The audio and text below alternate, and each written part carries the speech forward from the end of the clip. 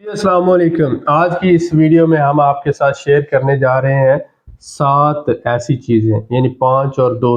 7 ایسی چیزیں جو آپ نے باکو آذربائیجان میں کبھی نہیں کرنی اور اوائڈ کرنی۔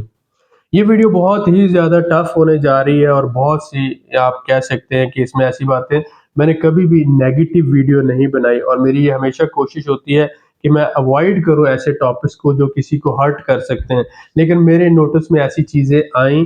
تو میں کافی عرصے سے انہیں دیکھ رہا تھا۔ اب میں یہ چاہتا ہوں کہ آپ لوگوں کے ساتھ شیئر کروں تاکہ آپ لوگ جو ہے کسی بھی قسم کے فائنینشیل لاس سے بچ سکیں۔ ہمارے پلیٹ فارم کا ہمیشہ سے یہ مقصد رہا ہے کہ باکو، جس کو ڈاکو کہا جاتا تھا، آپ اس سے محفوظ رہیں۔ لوگ جو یہاں پر فراڈ کرتے ہیں، اسکیم کرتے ہیں، اللہ تعالیٰ اس سے آپ کو محفوظ رکھے۔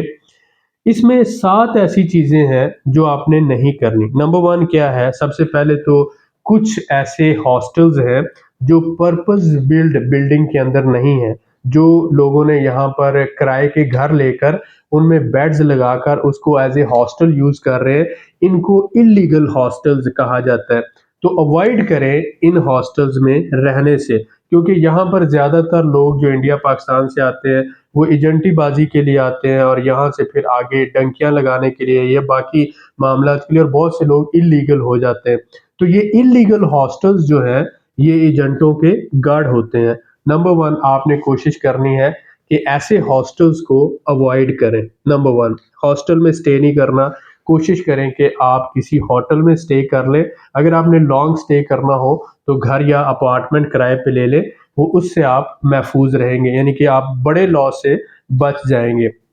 نمبر 2 آپ نے کیا کرنا ہے کہ کوشش کریں کہ کچھ ایسے ریسٹورنٹس ہیں جو کہ بہت سے انڈین اور پاکستانی چلا رہے ہیں، اور بہت سے ایسے لوگ ہیں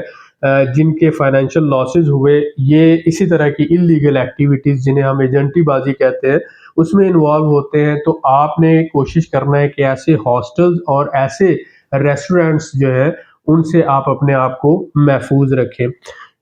تیسرا جو اہم پوائنٹ یہ ہے کہ جب بھی کسی کے ساتھ آپ نے انویسٹمنٹ کرنی ہے، کسی بھی بندے کے ساتھ، انڈیویجول کے ساتھ نہیں کرنی، چاہے وہ انڈین ہے چاہے وہ پاکستانی ہے، کوئی بھی بندہ انڈیویجول ہے اس کے ساتھ انویسٹمنٹ نہ کریں، کسی بھی قسم کا ایگریمنٹ نہ کریں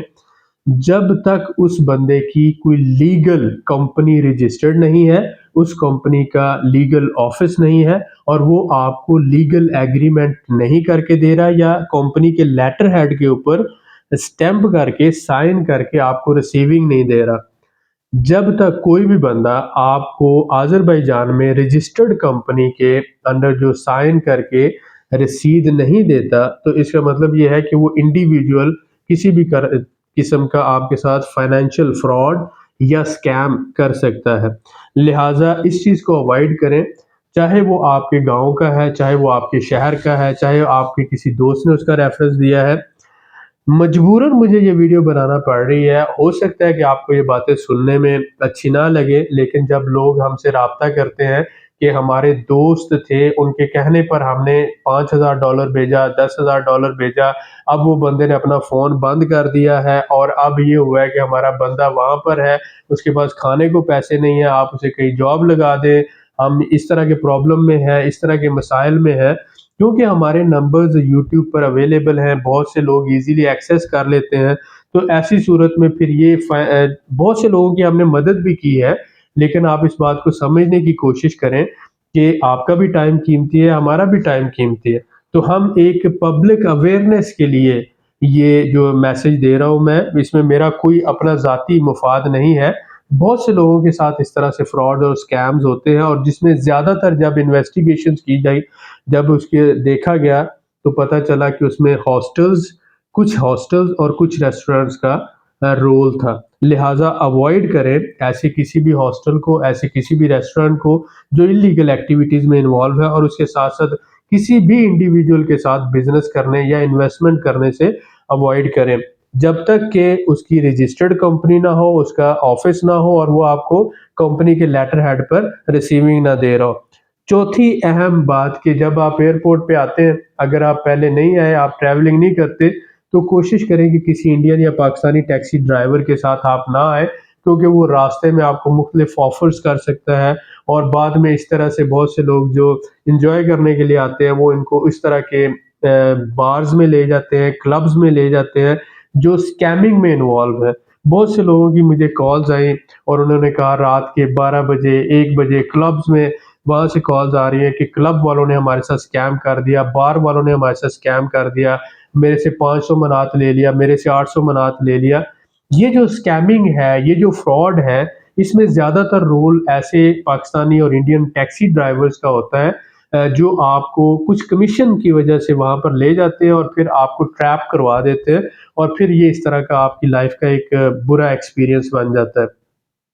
مجھے بالکل بھی خوشی نہیں ہوتی ایسی باتیں کرتے ہوئے، لیکن مجبوراً ایک پبلک اویئرنیس کے لیے مجھے یہ باتیں کرنا پڑ رہی ہیں۔ اس کے بعد جو پانچواں ایسا ہے کہ آپ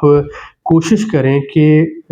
اگر آپ نے پراپرٹی خریدنی ہے آذربائیجان میں اور آپ اس مقصد کے لیے آذربائیجان کا ٹریول کر رہے ہیں، تو کبھی بھی آذربائیجان میں یعنی ابھی سال 2 سال تک بالکل اپارٹمنٹس نہ خریدیں۔ ٹرکی میں زلزلہ آنے کے بعد لوگ اپارٹمنٹ سے دور جا رہے ہیں اور گھر خرید رہے ہیں۔ اپارٹمنٹ کے بہت سے نیگیٹو ہیں۔ ایک تو یہ ہے کہ اپارٹمنٹس اوور ویلیو ہیں، دوسری بات یہ کہ اپارٹمنٹ کو سیل کرنا مشکل ہے، تیسری بات یہ کہ 7 سے 8% گروتھ ہوتی ہے اپارٹمنٹ میں، جبکہ گھروں میں 25 سے 30% سے جو ہے گروتھ ریٹ ہے۔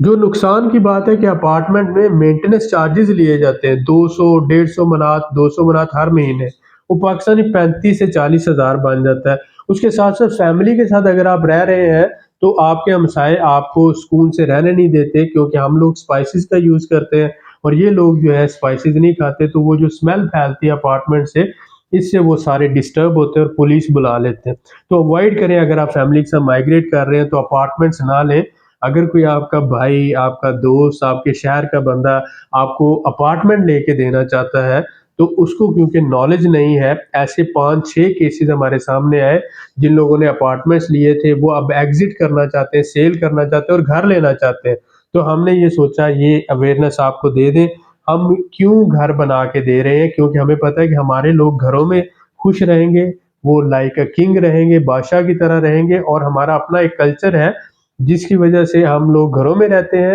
اور گھروں کا انوائرمنٹ ڈیفرنٹ ہوتا ہے۔ اپارٹمنٹ میں بہت سے لوگ سروائیو نہیں کر پاتے جب تک کہ آپ آدمیوں کی طرح رہنا نہ شروع کر دیں، کھانا نہ شروع کر دیں، بغیر اسپائسز کے کھانے کھائیں اور اس طرح سے آپ اونچی آواز میں باتیں نہ کریں اور کھلکھلا کے نہ ہنسیں، آپ کے بچے شور نہ کریں، تب تک آپ کو اپارٹمنٹ میں میرے خیال میں نہیں رہنا چاہیے۔ تو کوشش کریں کہ اپارٹمنٹ نہ خریدیں، گھر خریدیں۔